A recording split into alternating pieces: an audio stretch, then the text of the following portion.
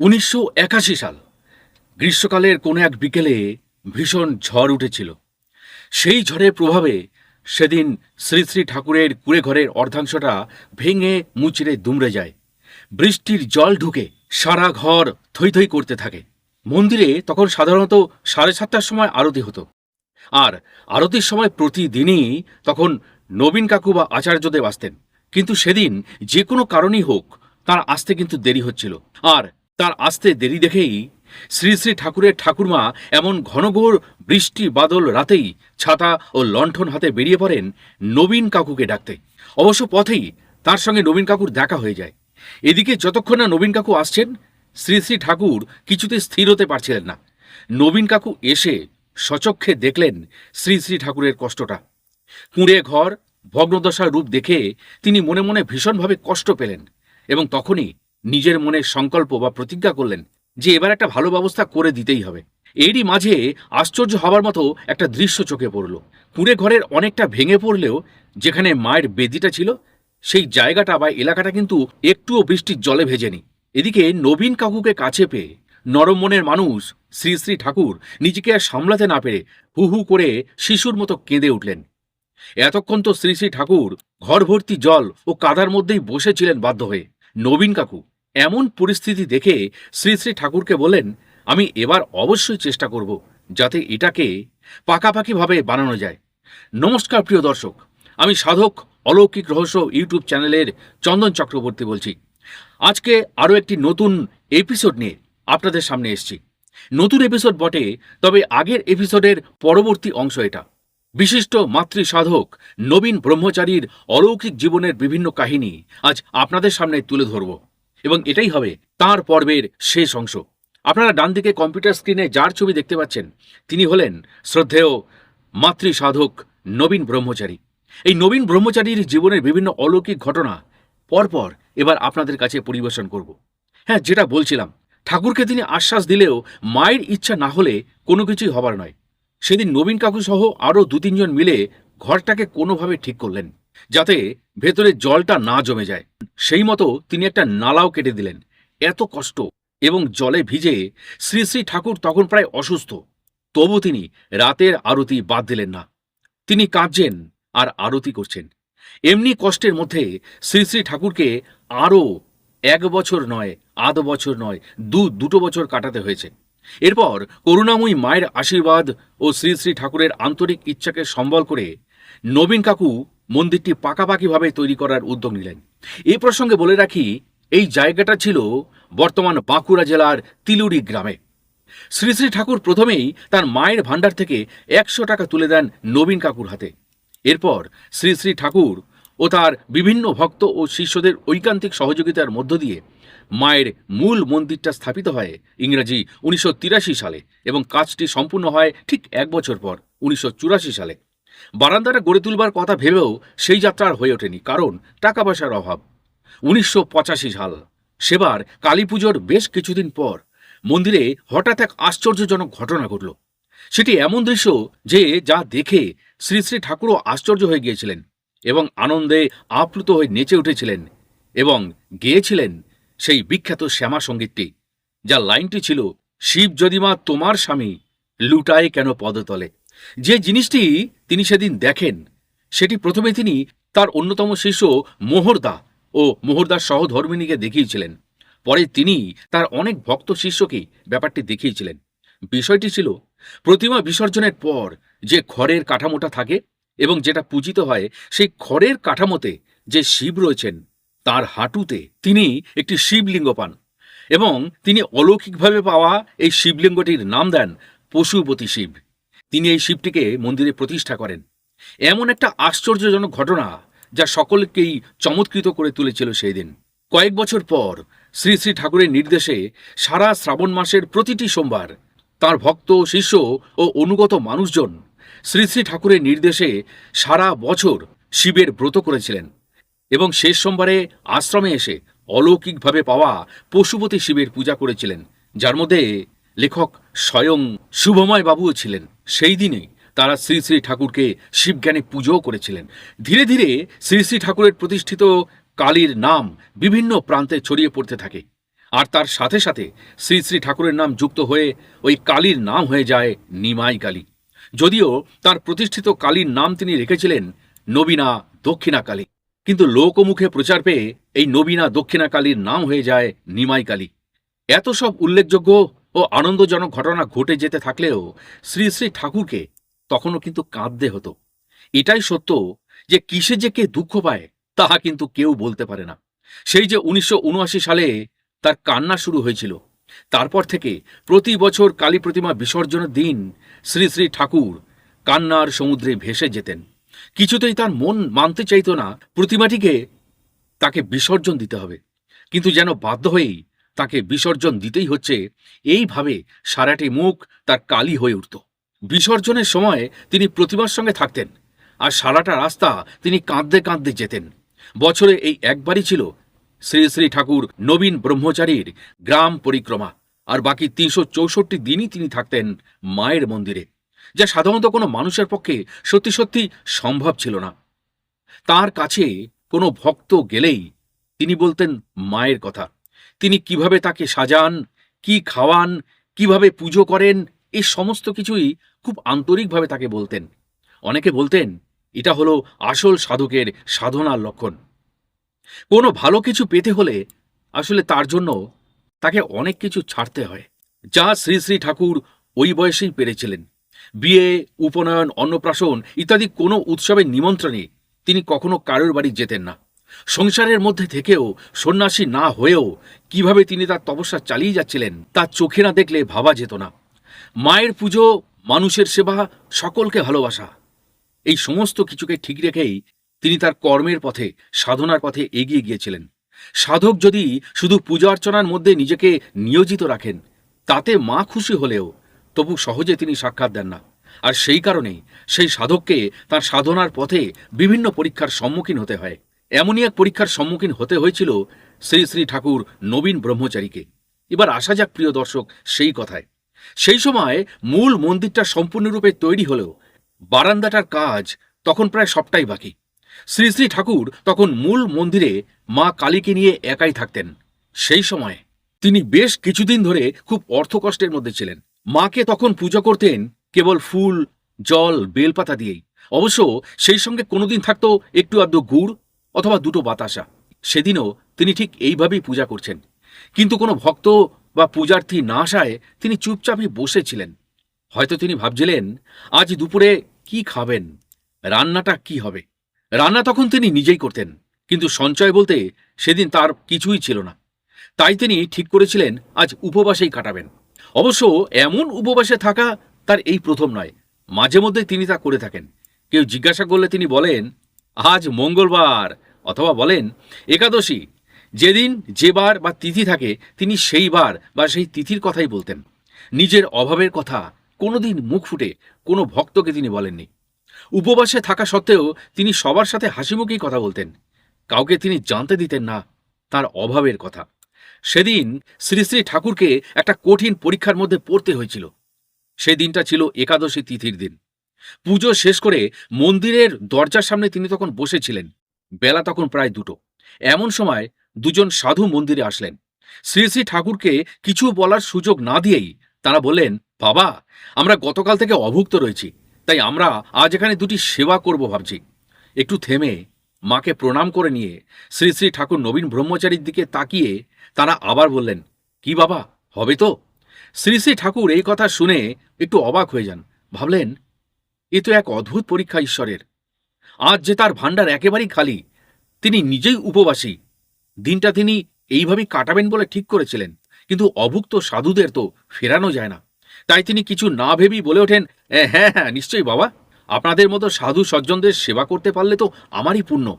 সাধুদের বসবার জন্য তিনি একটা আসন পেতে দিলেন। তারপর বললেন, আপনারা বসুন, আমি মায়ের পুজোটা সেরে নিই। তিনি সময় কাটানোর অছিলায় আবার পুজোয় বসে গেলেন, কিন্তু মনে তখন তার একটাই চিন্তা, কিভাবে সাধুদেরকে তিনি সন্তুষ্ট করবেন, তাদের সেবা করবেন। তারা যে অভুক্ত এবং ক্ষুধার্ত, আর এজন্যই যে খাদ্য চাই। মহা মুশকিলে পড়ে তিনি দরজা বন্ধ করে মায়ের কাছে করুণ আরতি জানাতে গেলেন। মাকে বললেন, মা গো, তুই একটা এর ব্যবস্থা কর। কিন্তু মা পাষাণ মূর্তির মতোই নীরব। মায়ের এই নিশ্চুপ ভাব লক্ষ্য করে তিনি খুব চিন্তান্বিত হয়ে পড়লেন। যাই হোক, পুজো শেষ করে তিনি সাধু দুজনকে মায়ের প্রসাদ দিলেন। সাধু দুজন প্রসাদ পেয়ে আবার বলে উঠলেন, কি বাবা, আমরা খাবার পাবো না? এই কথা শুনেই শ্রী শ্রী ঠাকুর নবীন ব্রহ্মচারীর এই বুকটা একেবারে ছলাৎ করে উঠল। সেটা তিনি বাইরে প্রকাশ না করেই বললেন, এই যে বাবা, এবার তৈরি করব বাবা, এই ফাঁকে আপনারা স্নানটা করে আসুন। সাধুরা এরপর স্নান করতে গেলেন রাজার সায়রে। কিন্তু এদিকে তিনি পড়লেন মহা বিপদে। হাতে টাকা কড়িও নেই যে কিছু একটা ব্যবস্থা করবেন। সঞ্চয় বলতে তার আছে দৈনিক পূজার জন্য রাখা কিছু আতপ চাল। এ এক মহা সমস্যা। তিনি মনে মনে চিন্তা করতে লাগলেন, তাহলে কি ওগুলোই সিদ্ধ করে খাওয়াবো? কিন্তু তার পরক্ষণেই তার মনে পড়ে গেল, আজ যে একাদশী, ভাত যদি তারা না খান। যাই হোক, মাকে স্মরণ করে তিনি উনুনটা ধরালেন। কেননা সাধুরা ফিরে এসে যদি দেখেন যে এখনো উনুন ধরানো হয়নি, তবে হয়তো তারা রাগ করে চলে যেতে পারেন, অথবা ক্রোধে উন্মত্ত হয়ে অভিশাপ টভিশাপ দিয়েও দিতে পারেন। এই সব ভাবছেন, আর তার হৃদয়টা ভয় আর দুঃখে কেঁদে উঠছে। মনে মনে তিনি মাকে বললেন, এ তোমার কেমন পরীক্ষা মা? তুমি কি আমাকে সাধুদের রোষানলে ফেলবে? আমি কি এমন অপরাধ করেছি মা, যে তুমি আমাকে এইভাবে কষ্ট দিচ্ছ? এই কথা মনে মনে যখন বলছেন, ঠিক তখনই এক অদ্ভুত কাণ্ড ঘটল। তার মন্দিরে এক ভক্ত এসে উপস্থিত। তিনি এসেই শ্রী শ্রী ঠাকুর নবীন ব্রহ্মচারীকে বললেন, বাবা, আসতে একটু দেরি হয়ে গেল। আমার বাড়িতে আমি আজ শান্তিযজ্ঞ করাচ্ছি, সেই জন্য আপনার মায়ের অর্থাৎ কালিমার জন্য আমি এগুলো নিয়ে এসেছি। শ্রী শ্রী ঠাকুর তা শুনে বললেন, তাহলে এগুলো তুমি মায়ের মন্দিরের সামনেই দিয়ে দাও। তিনি দেখলেন তাতে রয়েছে আধ বালতি দুধ, আটা, ঘি, গুড় এবং কিছু সবজি। এই সব জিনিস দেখে শ্রী শ্রী ঠাকুর তো মহা আনন্দিত। তার আনন্দ আর ধরে না। তিনি আনন্দের মনেই বলে ওঠেন, তোমার বাড়িতে সত্যি সত্যি শান্তি প্রতিষ্ঠিত হবে গো। তুমি যা যা এনেছ এ তো মা গ্রহণ করবেনি, কারণ মা এখানে নিয়ে এসেছেন দুজন সাধুকে। তারা আজ আমার এখানেই সেবা করবেন বলেছেন। ওদেরকে কি খাওয়াবো সেই কথাই এতক্ষণ ভাবছিলাম। যাক, মা তোমাকে এখানে পাঠিয়ে দিয়ে সেই সবের ব্যবস্থা করে দিলেন। তিনি এবার মনের আনন্দে তাড়াতাড়ি রান্না শুরু করে দিলেন। ভক্তটি থাকতে থাকতেই সাধুরা স্নান করে এলেন, তাই ভক্তটিও নিজের চোখে দেখতে পেলেন এতক্ষণ ধরে শ্রী শ্রী ঠাকুর নবীন ব্রহ্মচারী যা বলেছেন তার সবই সত্য। এরপর শ্রী শ্রী ঠাকুর সাধু দুজনকে পরম যত্নে সেবা করালেন এবং সাধুদেরকে নিয়ে তিনি পরমানন্দে মেতে উঠলেন। ওদের সঙ্গে কথা বলার সময় তিনি এবার সত্য কথাটাই খুলে বললেন। মায়ের অলৌকিক মাহাত্ম্যের কথা শুনে এবং প্রত্যক্ষত দেখে তারা বুঝতে পারলেন এটা ঈশ্বরের মহাদৈব অলৌকিক লীলা ছাড়া আর কিছুই নয়। তারা পরম তৃপ্তি নিয়ে আশ্রম থেকে বিদায় নিলেন এক সময়, এবং যাওয়ার সময় শ্রী শ্রী ঠাকুর নবীন ব্রহ্মচারীকে পরম চিত্তে আশীর্বাদ করে বলে গেলেন, এমন অসুবিধার মধ্যে আর কোনোদিন পড়তে হবে না তোমাকে। দেখবে সব সময় মা তোমাকে অবশ্যই রক্ষা করবেন। কোনোদিন তার সেই চেষ্টা বিফলে যায়নি। পরবর্তীকালে যত অতিথি এসেছেন সকলকে তিনি পরম তৃপ্তি সহকারে সেবা করিয়েছেন, না খাইয়ে তিনি বিদায় করেননি। আর মায়ের অশেষ কৃপাও তিনি লাভ করেছিলেন। আশ্রমে উপস্থিত সমস্ত অতিথিকেই প্রতিদিন শ্রী শ্রী ঠাকুর নিজের হাতে পরিবেশন করে খাওয়াতেন এবং সবার খাওয়া হয়ে যাওয়ার পর তিনি নিজে খেতে বসতেন। এটা ছিল তখনকার নিত্য নৈমিত্তিক ঘটনা। এরপর ইংরাজি 1986 সালের 28শে জুলাই শ্রী শ্রী ঠাকুরের জন্মোৎসব আশ্রমে প্রথম পালন করার জন্য লেখক শুভময় চাঁদ ও জনৈক উত্তম বাবু বলে দুজনে মিলে সকাল থেকেই উদ্যোগ নিয়েছিলেন। সেই মতো ব্যবস্থা অনুযায়ী গুরুবন্দনা দিয়ে শুরু হয়েছিল অনুষ্ঠান। উৎসব শেষে সকলকে প্রসাদ খাওয়ানো হয়। ওই দিন অনুষ্ঠান শেষে বৃষ্টি হয়েছিল, আর হিন্দু মতে অনুষ্ঠানকে কেন্দ্র করে বৃষ্টি হলে তার শুভ ফলকেই সূচিত করে। এখন আমরা বর্তমানে তাই দেখছি যে 1986 সালে অনুষ্ঠান করে প্রথম শ্রী শ্রী ঠাকুরের জন্মদিন পালিত হয়েছিল, আজও তা সমান গতিতে চলেছে। বরং বলা যেতে পারে বর্তমানে অনুষ্ঠানের উৎকর্ষতা আরও বৃদ্ধি পেয়েছে। এরপর দিন যত যেতে লাগলো তত বেশি করে জনসমাগম ঘটতে লাগলো শ্রী শ্রী ঠাকুর নবীন ব্রহ্মচারীর আশ্রমকে কেন্দ্র করে। এর মধ্যে বহু স্বনামধন্য ব্যক্তি তার কাছে এসছেন, আশীর্বাদ নিয়েছেন। এদের মধ্যে অনেকেই আশ্রমের উন্নতিকল্পে বিভিন্নভাবে সাহায্য করেছেন। কেউ করেছেন অর্থ ব্যয়, কেউ বা আশ্রমকে জমিদান করেছেন। বিভিন্নজন বিভিন্ন সময় আশ্রমের বিভিন্ন কাজে খুব সহযোগিতা করেছেন। ধীরে ধীরে শ্রী শ্রী ঠাকুরের নামের সঙ্গে অন্নপূর্ণা আশ্রমের নামও ছড়িয়ে পড়তে থাকে ভারতবর্ষের বিভিন্ন প্রান্তে। মন্দিরের যে বছর অর্থাৎ 1979 সালে প্রথম প্রতিমা তৈরি করে পূজা শুরু হয়, সেই বছর থেকেই শ্রী শ্রী ঠাকুরের শুরু হয়েছিল কান্না। যত বছর যেতে লাগলো তার কান্নার গভীরতা তত বাড়তে লাগলো। আসলে মা কালীর পুজোর দিন পর্যন্ত তিনি মহা আনন্দেই থাকতেন, কিন্তু যেদিন বিসর্জন হতো সেদিন সকাল থেকেই তার মন অদ্ভুতভাবে মেঘাচ্ছন্ন হয়ে পড়ত, ভারাক্রান্ত হয়ে পড়ত। কোনো কিছুই তার ভালো লাগতো না। প্রতি বছর প্রতিমা বিসর্জনের পর তিনি এত কাঁদতেন যে লোকে পর্যন্ত অবাক হয়ে যেত। এ তো আর সেই কান্না নয়। মা যেমন তার মেয়েকে শ্বশুরবাড়ি পাঠানোর সময় কাঁদেন, একেবারে নারী ছেঁড়া কান্না, এই কান্না যেন সেই রকম। 1983 সালের পর থেকে তিনি মাকে 7 দিন রেখে তারপর বিসর্জন দিতেন, কিন্তু 7 দিন রাখার পরেও বিসর্জনের দিন তার মন মানত না। তাই 7 দিন পর তিনি যখন বিসর্জন দিতে যেতেন তখন তিনি দুঃখ ও কান্নায় ভেঙে পড়তেন। 1985 সালে প্রতিমা বিসর্জনের পর তিনি নিজেকে আর সামলাতে পারেননি, হু হু করে কেঁদে উঠেছিলেন। মায়ের বেদিতে গিয়ে তার মাথাটা এমনভাবে ঠুকেছিলেন যে তাতে সকল ভক্তরা খুবই চিন্তাগ্রস্ত হয়ে পড়েছিলেন। বিসর্জনের সময় শোকে তিনি পাগলপাড়া হয়ে গিয়েছিলেন। বেশ কিছুক্ষণ এই অবস্থায় থাকার পর তিনি বাহ্যজ্ঞান হারিয়ে ফেলেন। আর ঠিক এই অবস্থাতেই কালীমা তাকে দেখা দিয়ে জানিয়ে দিলেন, দূর খ্যাপা ছেলে, এত কান্না কিসের? ওঠ ওঠ, এমনি ভেঙে পড়লে চলবে? তোর তো এখন অনেক কাজ, তোকে অনেক পথ চলতে হবে। তাছাড়া আমি তো তোর কাছেই সবসময় থাকি। এই ঘটনার কয়েকদিন পরেই একটা অত্যাশ্চর্য ঘটনা ঘটল, যেটাকে দৈব অলৌকিক ঘটনা বললেও কম বলা হয়। হঠাৎ এক অপরিচিত ভদ্রলোক আশ্রমে আসলেন। তিনি শ্রী শ্রী ঠাকুরকে জানালেন, বাবা, আমি অনেক খোঁজ করে আপনার কাছে এসেছি। শ্রী শ্রী নবীন ব্রহ্মচারী আপনারই তো নাম বাবা? শ্রী শ্রী ঠাকুর ঘাড় নেড়ে জানালেন, হ্যাঁ। ভদ্রলোকটি আবার বললেন, বাবা, আমি টাটা জামশেদপুর থেকে আসছি, ওখানেই আমি থাকি। দিন কয়েক আগে স্বপ্নে মায়ের আদেশ পেয়েছি, তিনি যে রূপে আমাকে দেখা দিয়েছেন ঠিক সেই রকম রূপসহ প্রতিমা আপনাকে দেওয়ার জন্য তিনি আমাকে নির্দেশ দিয়েছেন। এই কথা শোনার পর শ্রী শ্রী ঠাকুর নবীন ব্রহ্মচারী আনন্দে উদ্বেলিত হয়ে উঠলেন। তার সুতীব্র আগ্রহে তিনি তাকে জিজ্ঞাসা করলেন, কিসের প্রতিমা বাবা, মাটির না পাথরের? ভদ্রলোকটি তার প্রত্যুত্তরে জানালেন, শিলামূর্তি বাবা। শিলামূর্তি? এই শব্দটা শোনার পর শ্রী শ্রী ঠাকুরের যা অভিব্যক্তি তা নিজের চোখে না দেখলে অনুভব করা সত্যি কঠিন। তিনি আনন্দে বিহ্বল হয়ে এলোমেলোভাবে নাচতে লাগলেন, আর মুখে যা আসে তাই গানের মতো করে গাইতে লাগলেন। অপরিচিত ভদ্রলোকটি তো শ্রী শ্রী ঠাকুর নবীন ব্রহ্মচারীর এমন কাণ্ড দেখে একেবারে অবাক হয়ে গেলেন। এতে যে তিনি আনন্দ পাবেন ভদ্রলোকটি ঘুণা করেও বুঝতে পারেননি, কারণ তিনি তো এসেছিলেন তার নিজের দায়িত্ব পালন করতে। এই ঘটনায় ভদ্রলোকটি খুশি হয়ে বাড়ি ফিরে গেলেন। 1986 সালে সত্যি সত্যি শিলামূর্তি চলে এলো। শিলামূর্তি মন্দিরে আসার পর শ্রী শ্রী ঠাকুরের মুখে এক কথা, সবাইকে তিনি বলেন, দেখো না, দেখো কি সুন্দর মায়ের মূর্তি। মায়ের ভাব মা নিজেই দিয়েছেন। এবছরের পুজোতে তার মন খুশির ভাবে একবারে বিহ্বল। এবারে তার মেয়েকে যেন আর শ্বশুরবাড়ি পাঠাতে হবে না। মেয়ে এবার আনন্দে তার পিতার কাছেই থাকবে। এই আনন্দেই তিনি তার মা স্বরূপা মেয়েকে শাড়ি পরিয়ে, অলংকারে সাজিয়ে, ফুল ও নানা সাজার জিনিস দিয়ে সাজিয়ে একেবারে মনের মতো করে তুলেছিলেন। তারপর নিজের ভাবে মহামায়া মাকে পূজা করলেন। সে পূজা একেবারে দেখার মতো। এরপর তিনি তার মেয়েকে নিয়ে পরমানন্দে মেতে উঠলেন, গেয়ে উঠলেন তার নিজেরই বানানো একটি গান, আমার ছোট্ট মেয়ে নবীনবালা বড় আদরের, আমায় যে যা বলুক মানব, মায়েরে বলো না। শ্রী শ্রী ঠাকুর নবীন ব্রহ্মচারী যেবার তারাপীঠে যান সেবার ওখানে ঘটে এক অলৌকিক ঘটনা। মায়ের মন্দিরে পৌঁছানোর পর তিনি মাকে দর্শন করেন এবং ভক্তির অর্ঘ্য দিয়ে পূজা করেন। এরপর তিনি ভক্ত দেবুদাদেরকে মন্দির প্রাঙ্গণে বসিয়ে রেখে চলে যান এক নিরিবিলি জায়গায়। সেখানে গিয়ে তিনি বসে যান গভীর ধ্যানে। তিনি যখন গভীর ধ্যানে মগ্ন, ঠিক সেই সময় এক বুড়ির ছদ্মবেশে স্বয়ং মা তাকে দেখা দিলেন। মা বুড়ির বেশে তার কাছে আসায় তিনি প্রথমে তাকে চিনতে পারেননি, তাই চুপচাপ বসেই ছিলেন। তারপর বুড়িরূপী মা বলে ওঠেন, ওরে, তুই এখানে কেন? আমাকে ফেলে রেখে তুই তীর্থ করতে এসছিস, হতভাগা?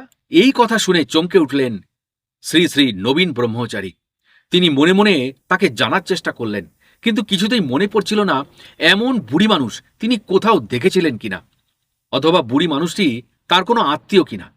যখন এই ভাবনাতে তিনি বিভোর, তখন বুড়িরূপী মাই বলে উঠলেন, কিরে, চিনতে পারলি না তো? পারবি কেন, এখন তীর্থ করতে বেরিয়েছিস তাই না? দাঁড়া, তোর তীর্থ করা আমি বার করছি।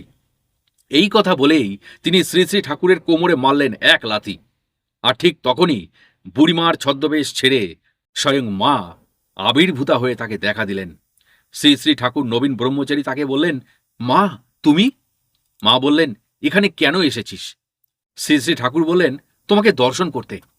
মা বললেন, আমাকে তো ওখানেই পাবি, আমার খোঁজে তোর এতদূর আসার কি দরকার? যা যা, এখনই ফিরে যা তুই, তোর এখন ওখানে অনেক কাজ। এই কথা বলার পরই মায়ের অন্তর্ধান ঘটে, আর শ্রী শ্রী ঠাকুরেরও ধ্যান তখনই ভেঙে যায়। তিনি সেখান থেকে উঠে প্রায় দৌড়েই অপেক্ষারত তার ভক্ত শিষ্যদের কাছে চলে যান। গিয়েই বললেন, চলো আশ্রমে ফিরে যাই। আশ্রমে ফিরে আসার পর শ্রী শ্রী ঠাকুরকে কোমরের ব্যথায় অনেকদিন কষ্ট পেতে হয়েছে। তিনি ডাক্তারের ওষুধ খাবেন না জেনেই শ্রী শ্রী ঠাকুরকে বর্তমান কাহিনীর লেখক শুভময় চার বলেছিলেন, ঠাকুর তোমার কোমরের ব্যথাটা ভালো করে দেওয়ার জন্য মাকে বলো। এই কথাটা শুনে সেদিন তিনি বলেছিলেন, ওরে এ তো আসলে ব্যথা নয়, এ আমার মায়ের আঙুলের স্পর্শ, এ আমার মায়ের আদুরে শাসন। হঠাৎ করে সেদিন তারাপীঠে চলে গেছিলাম না, যাওয়ার আগে মাকে ভালো করে বলাই হয়নি। তাছাড়া মা আমাকে কোথাও সহজে যেতে দিতে চান না, তাই মা আমার ওপর অভিমান করে এইভাবে আমাকে শিক্ষা দিয়েছেন। আবার যেদিন ওর ইচ্ছা হবে সেদিন দেখবি ব্যথাও কোথাও উধাও হয়ে গেছে।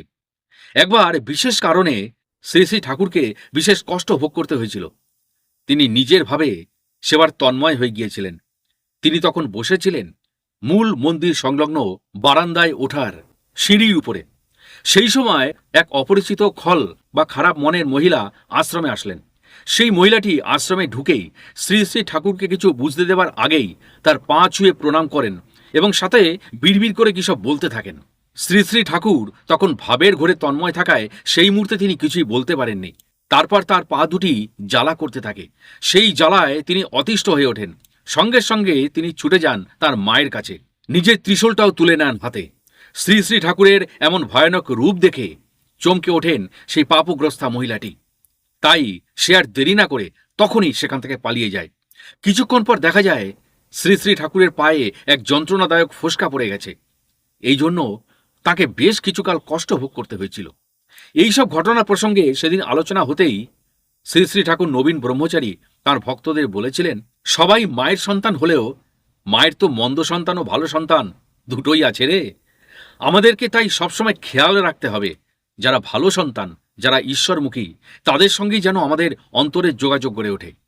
আর সেই কারণেই মন্দ মানুষ যারা, তাদের থেকে আমাদের একটু দূরে থাকা দরকার। তা বলে মন্দ মানুষকে তোরা ঘৃণা করিস না, সবসময় তাদের কিছুটা এড়িয়ে চলার চেষ্টা করবি, না হলে আমার মতো ঠিক এমনিভাবে তোদেরও কষ্ট পেতে হবে। এর কিছুদিন পর শ্রী শ্রী ঠাকুরকে আরও একবার অন্য এক অসুবিধার সম্মুখীন হতে হয়েছিল। যেদিনই অসুবিধার মধ্যে তাকে পড়তে হয়েছিল সেই দিনটা ছিল এক দুর্যোগপূর্ণ রাতের বেলা। রাত তখন 9টার বেশি হয়ে গেছে। মন্দিরে আরতি শেষ হওয়ার পর উপস্থিত সমস্ত ভক্তরাই তখন নিজেদের বাড়িতে চলে গেছে। মন্দিরে তখন দুটি মানুষ, শ্রী শ্রী ঠাকুর ও রান্নার একটি ছেলে। এমন সময় কোথা থেকে এক অসৎ ব্যক্তি এসে মন্দিরের সামনে উপস্থিত হয়। অসৎ ব্যক্তিটি এতটাই মদ্যপান করেছিল যে তার পাগুলো ঠিক জায়গায় পড়ছিল না। মন্দিরে ঢুকেই সেই মাতাল ব্যক্তিটি ভাঙা ভাঙা গলায় বলে ওঠে, সাধু বাবা, আমি মা কালীকে পুজো করতে চাই, এই জন্য ফুল নিয়ে এসছি, ধূপকাঠি নিয়ে এসছি, সব নিয়ে এসছি। শ্রী শ্রী ঠাকুর তাকে বললেন, দাও তোমার পূজার জিনিসগুলো, পুজো করে দিচ্ছি। মাতাল ব্যক্তিটি বলল, না না, তা হবে না, আমি নিজে পুজো করব, নিজে একা। শ্রী শ্রী ঠাকুর তাকে বললেন, তাহলে ওখান থেকেই মাকে পুজো করো। লোকটি বলল, না সে হবে না, আমি মন্দিরের ভেতর ঢুকে পূজা করতে চাই। শ্রী শ্রী ঠাকুর বললেন, তা তো দেওয়া যাবে না। ব্যক্তিটি বলল, কেন দেওয়া যাবে না? মা কালী কি তোমার একার? শ্রী শ্রী ঠাকুর বললেন, না না, তা কেন, মা সবার, তিনি জগৎ জননী। লোকটি তখন বলল, তাহলে? শ্রী শ্রী ঠাকুর বললেন, তাহলে তুমি এক কাজ করো, যদি তোমার পূজা করতে এত ইচ্ছা তবে তুমি যাও পুকুরে স্নান করে এসো। মাতাল ব্যক্তিটি তখন বলল, ঠিক আছে, আমি তাই যাচ্ছি, কিন্তু পূজা আজ আমি করবই। সাধু বাবা, এ কথা কিন্তু তোমাকে আমি বলে দিয়ে গেলাম। মাতাল ব্যক্তিটি পুকুরে স্নান করার জন্য চলে যেতেই শ্রী শ্রী ঠাকুর মায়ের কাছে গিয়ে কাতরভাবে প্রার্থনা করলেন। বললেন, মা, মা গো, এ তোমার কেমন পরীক্ষা মা? এর একটা বিহিত তুমি করো, আমি যে নিরুপায় মা। মায়ের কাছে সকরুণ প্রার্থনা জানাবার ফাঁকেই মাতাল ব্যক্তিটি স্নান করে এসে মন্দিরে উপস্থিত। অবশ্য তখন ভিতরের দরজাটা লাগানো ছিল। মাতাল ব্যক্তিটি বলল, সাধু বাবা, ও সাধু বাবা, স্নান করে এসছি। শ্রী শ্রী ঠাকুর দরজা খুলে বাইরে আসলেন।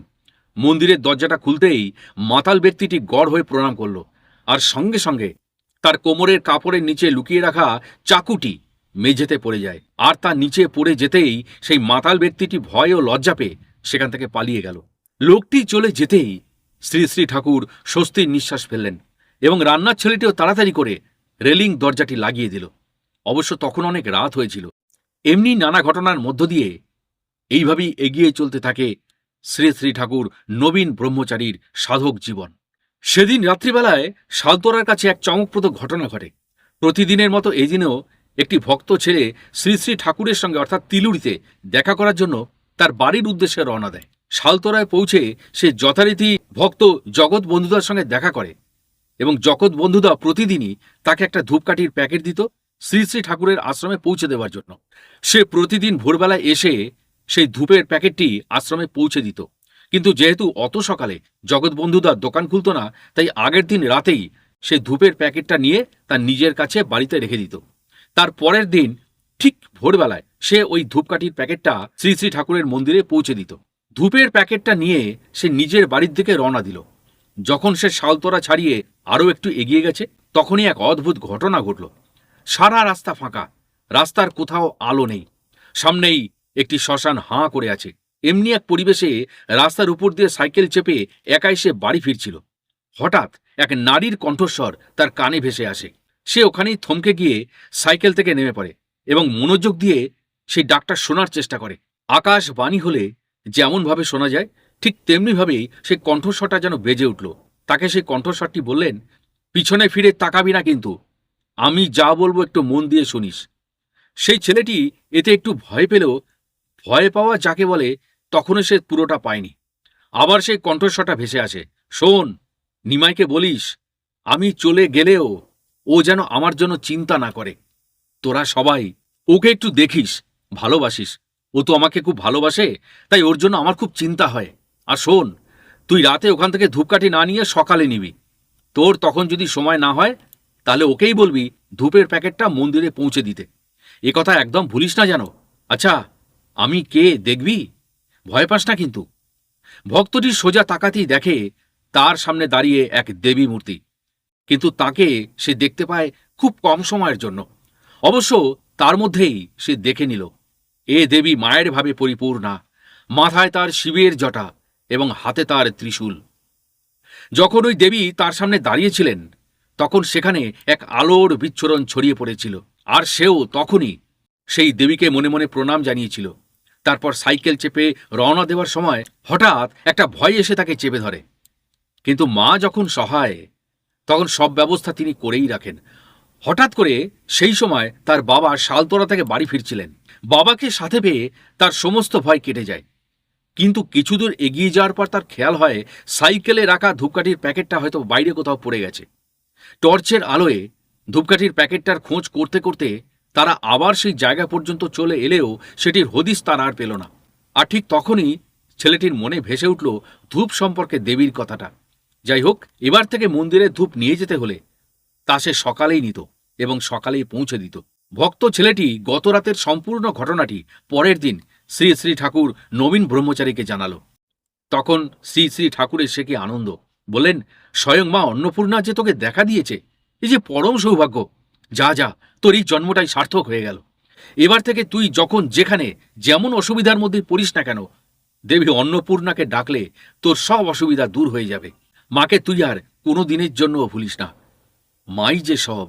এই কথা বলে তিনি গান ধরলেন, গাইলেন, মা তুমি রাজ দুলালী, তুমি মাগো ব্রহ্মচারিণী, তুমি যে মা নয়নের মণি, দাও দেখা দাও, দাও মা এমনি। গান করতে করতে সেদিন নবীন ব্রহ্মচারী ঠিক এইভাবেই মায়ের ভাবে বিভোর হয়ে উঠেছিলেন। এই ঘটনার পরেই শ্রী শ্রী ঠাকুর মায়ের আদেশ পেলেন, এবার তাকে দুর্গাপূজা করতে হবে। এত বড় পূজা তিনি কিভাবে করবেন, সেই চিন্তাতেই তার কয়েকদিন রাতে ঠিকমতো ঘুমই হলো না। কিন্তু যেহেতু এটা তার মায়ের আদেশ, তাই এই ব্যাপারে ব্যবস্থা তো তাকে নিতেই হবে। আর তিনি এটাও জানেন যে মায়ের আদেশ যখন, মাই সব ব্যবস্থা করে দেবেন। তবু কিন্তু তার মন থেকে চিন্তা একেবারে গেল না। দুর্গাপূজা মানে রাজেশ্বরীর পূজা। রাজা, জমিদার এবং বড় বড় পণ্ডিত পর্যন্ত হিমশিম খেয়ে যায় এই পূজা করতে গিয়ে। দিন যত যেতে লাগলো ততই নবীন ব্রহ্মচারী উদ্বিগ্ন হয়ে পড়তে লাগলেন। এই যখন তার মনের অবস্থা, ঠিক তখনই তাকে সাহায্য করার জন্য এগিয়ে এলেন তার গুরুভাই শ্রী বামদেব। এও যেন মায়েরই পাঠানো এক দেবদূত। আর ঠিক এসবেরই মাঝে আবির্ভাব ঘটল তার ভক্ত দিলীপবাবুর মতো এক হৃদয়বান ভক্তের। শ্রী শ্রী ঠাকুরের অন্যতম ভক্ত মন্টুবাবুর মানসিক থাকায় প্রথম বছর অর্থাৎ 1998 সাল থেকে দুর্গা প্রতিমার জন্য আর ভাবতে হলো না। এছাড়া অন্য সব ভক্ত ও শিষ্যদের সহযোগিতার মধ্য দিয়ে প্রথম বছরের দুর্গাপূজা মহা ধুমধাম সহকারে অনুষ্ঠিত হল। এখনও সেইভাবে প্রতি বছর দুর্গাপূজা হয়ে আসছে। এও যেন মায়ের সাজানো একটা ব্যবস্থা। সে বছরই এক বিশেষ ঘটনার সম্মুখীন হতে হয়েছিল শ্রী শ্রী ঠাকুর নবীন ব্রহ্মচারীকে। ঘটনাটা ঘটেছিল কালী পুজোর রাতে 1998 সালে। অমাবস্যার রাত, বৃষ্টি হয়েছে প্রচুর, বলতে গেলে সারা সন্ধেবেলাটা বৃষ্টিতেই কেটেছে। উপরন্তু ঝিরঝিরিয়ে পড়েই চলেছে। একেই শীত আসন্ন, তার উপর একটানা বৃষ্টি এবং শীতল বাতাস একেবারে দুর্যোগপূর্ণ করে তুলেছে। লেখক শুভময় চাঁদেরও সেদিন শরীরটা ভালো ছিল না, একটু জ্বর জ্বর লাগছিল তার। রাত 11টার পর থেকে যখন শ্রী শ্রী ঠাকুর তার ভক্ত দিলীপবাবুকে সাথে নিয়ে বাড়ি আনতে গেলেন, তখন পরিবেশের প্রকৃতিটাই ছিল অন্যরকম। বাড়ি নিতে পুকুরে নেমেছেন ওরা দুজনেই। বাড়ি নিতে গিয়ে যা যা করণীয় তাই করে শ্রী শ্রী ঠাকুর মা আয় গো বলে সেই যে বাড়ি নিতে ঘরটা ডুবিয়েছেন পুকুরের জলে, আর তখনই তিনি দেখলেন একটা নাগ এগিয়ে আসছে। নাগটিকে দেখে ভক্ত দিলীপবাবু আস্তে আস্তে পিছনের দিকে সরে যেতে থাকেন, আর নাগটা তত সামনের দিকে এগিয়ে আসতে থাকে। নাগটিকে দেখে ভীত সন্ত্রস্ত দিলীপবাবু ক্ষিপ্র গতিতে পাথরের উপর উঠে পড়েন, আর সঙ্গে সঙ্গে নাগটিও দ্রুত এসে দিলীপবাবুকে স্পর্শ করে এক পাক ঘুরে হঠাৎ মিলিয়ে গেল। এই ঘটনায় দিলীপবাবুর সারাটা শরীর হিম হয়ে গেল। তবে তার ভরসা ছিল একটাই, সাথে আছেন শ্রী শ্রী ঠাকুর নবীন ব্রহ্মচারী। শ্রী শ্রী ঠাকুর সম্পূর্ণ ঘটনাটা জলের মধ্যে দাঁড়িয়েই কিন্তু দেখছেন। হয়তো তিনি এ ব্যাপারে কিছু উপলব্ধিও করেছিলেন। তারপর তারা বাড়ি নিয়ে এগিয়ে যেতে থাকেন মন্দিরের দিকে, আর পিছনে পিছনে যাচ্ছিলেন আশ্রমের সমস্ত ভক্তরা। সেদিন দুর্যোগের কারণে রাস্তায় আলো ছিল না, লোডশেডিং চলছিল। হ্যাজাক লাইটের আলোয় পথ দেখে দেখে ধীরে ধীরে মন্দিরের দিকে এগিয়ে যেতে থাকেন শ্রী শ্রী ঠাকুর নবীন ব্রহ্মচারী এবং তার অনুরাগীরা। রাস্তাতে জমেছিল প্রচুর জল। জল ভেঙে যখন সকলে হেঁটে যাচ্ছিলেন, তখনই তারা রাস্তার মধ্যে কয়েকটা চ্যাং মাছ পান। চ্যাং মাছ হল হিন্দুদের কাছে শুভ বিজয়ার প্রতীক, আর সেই কারণেই দুর্গা বিজয়ের দিন হিন্দুরা সকলে ভোরবেলায় এই মাছটিকে দেখে, তারপর বাইরের জগতের দিকে চোখ মেলে তাকায়। তাই বাড়ি আনার পথে শুভ বিজয়ের প্রতীক এই মাছটিকে দেখতে পাওয়া সৌভাগ্যের পরিচায়ক ছিল। সেদিক থেকে বলতে গেলে দিলীপবাবু এদিনের পুরো ঘটনাটার সময় থাকতে পেরে এক বিশাল পুণ্যের কাজ করে ফেললেন। আর এই ঘটনাপূর্ণ দিনের সাক্ষী হলেন শ্রী শ্রী ঠাকুরের সাথে বাড়ি আনতে যাওয়া ভক্তের দল। শ্রী শ্রী ঠাকুরের ভক্ত ঈশ্বরদার ছেলে বহুদিন ধরে অসুস্থ। জন্মের পর থেকে নাকি তার এই অসুস্থতা। জ্বর সবসময় থাকে, 103 ডিগ্রি 104 ডিগ্রি ফ্যারেনহাইট সবসময় থাকে, বাড়লে 105 ডিগ্রি বা কমলে 102 ডিগ্রি। এদিকে ডাক্তারও দেখানো চলে। এই ডাক্তার একবার দেখান তো ওই ডাক্তার, প্রসিদ্ধ ডাক্তারও হেরে যান ওই ছেলেটি রোগের কাছে।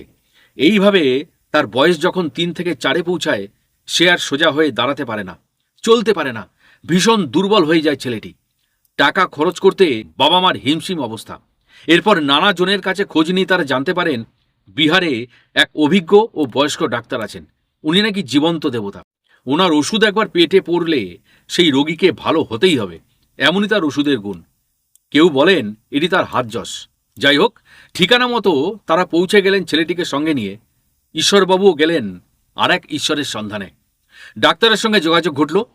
ডাক্তার ঈশ্বরবাবুর ছেলেকে দেখলেন, বললেন ভয়ের কারণ ছিল, ঠিক সময় নিয়ে এসেছেন, আর চিন্তা নেই। তিনি ওষুধ দিলেন, জ্বর একটু কমলো। কিন্তু পরের দিন রাতের দিকে আবার সেই 105 ডিগ্রি ফ্যারেনহাইট। আবার দৌড়লেন ডাক্তারবাবুর কাছে। ডাক্তারবাবু বললেন ওষুধ ঠিক দেওয়া আছে, ভয়ের কোনো কারণ নেই, তবে মাঝে মধ্যে কপালে বরফ দেবে। বাড়ি ফিরে গিয়ে তারা তাই করলেন। জ্বর একটু কমলো, কিন্তু 104 ডিগ্রি ফ্যারেনহাইট। তারা আবার দৌড়ালেন ডাক্তারবাবুর কাছে, কিন্তু দুর্ভাগ্য এদের, ডাক্তারবাবুকে আর জানানোর তারা কোনো সুযোগ পেলেন না। কি ঘটেছিল তারপর? আসলে তাকেই বলে নিয়তি। অদ্ভুত দুঃসময় এদের, কি আর করা যাবে। ডাক্তারবাবু মারা গেলেন তার মধ্যে।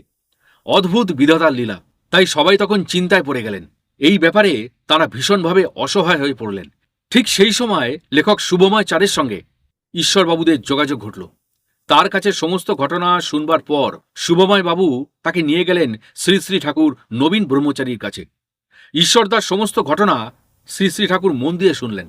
তারপর বললেন, তোমার পরিবার তো নাস্তিক, সেই জন্য আসলে এই রকম ঘটেছে, তাই একে সারানো খুব কঠিন বাবা। তবে তোমার স্ত্রীর যদি ঈশ্বরের প্রতি কোনো বিশ্বাস আসে কোনোদিন, তবে তোমার ছেলে নিশ্চয়ই সুস্থ হয়ে উঠবে। আমি জানি ঈশ্বরের প্রতি তোমার অগাধ বিশ্বাস, কিন্তু তাতে কিছু হবে না। তোমার স্ত্রী যদি এখানে এসে মায়ের কাছে প্রার্থনা করে যায়, তবে অবশ্যই তোমার সন্তান ভালো হয়ে যাবে। আর একটা কাজ করবে, তোমার ছেলেটিকেও সাথে করে নিয়ে আসবে। একদিন পরেই ঈশ্বরবাবু ও তার স্ত্রী তাঁদের ছেলেটিকে সঙ্গে করে মন্দিরে এলেন। মায়ের কাছে তারা প্রার্থনা করলেন মানসিক।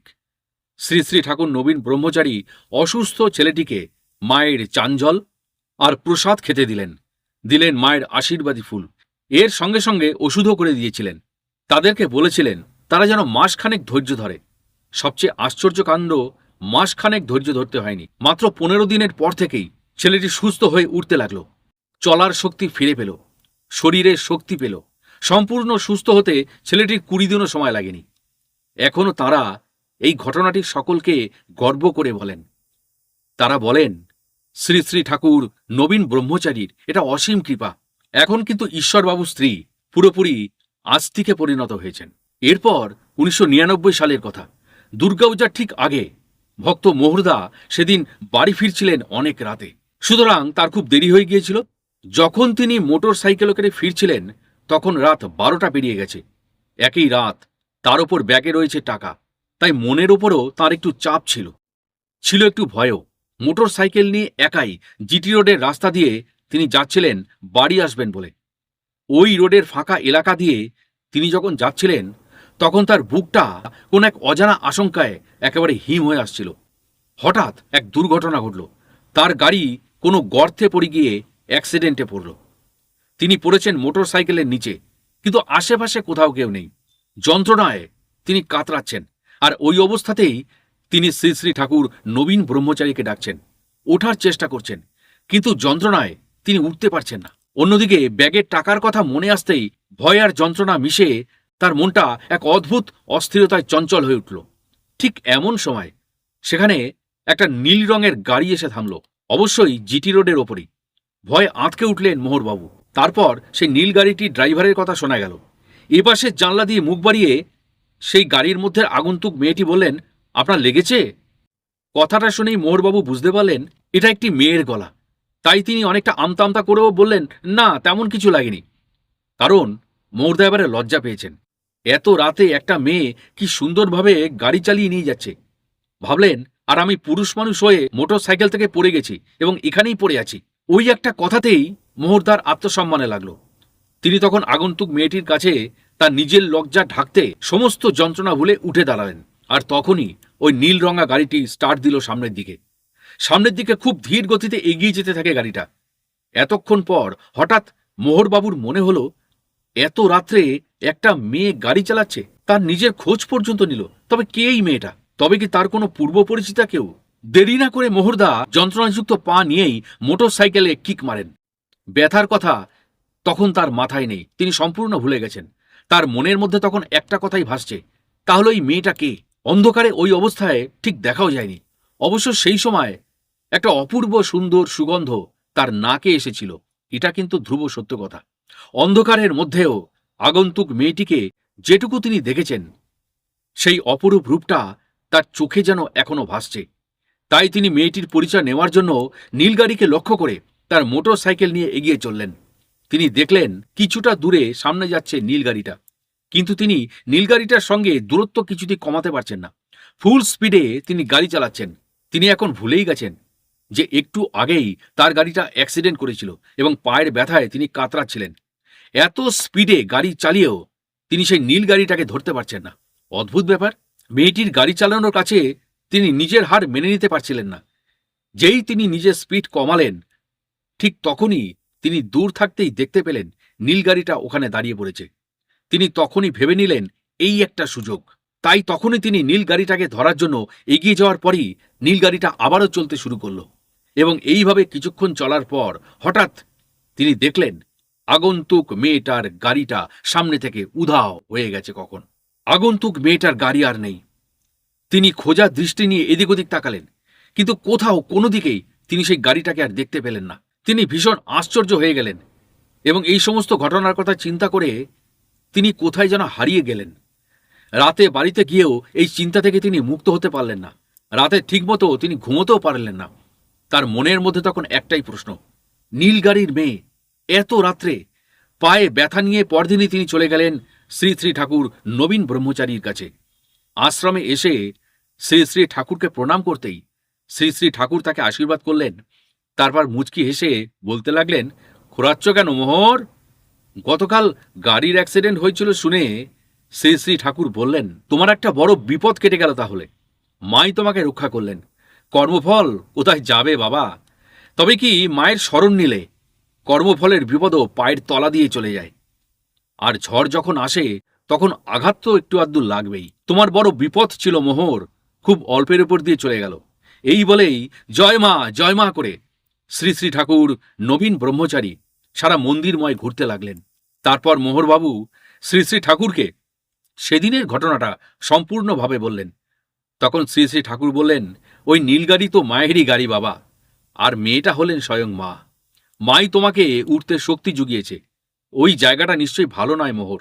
একটা অশুভ শক্তি তোমাকে বিপদে ফেলতে চেয়েছিল, কিন্তু যেহেতু তুমি ওই সময় মায়ের শরণ নিয়েছিলে, তাই মা তোমাকে মন্দ জায়গাটা পার করে দেওয়ার জন্য এমন রূপে এসেছিলেন।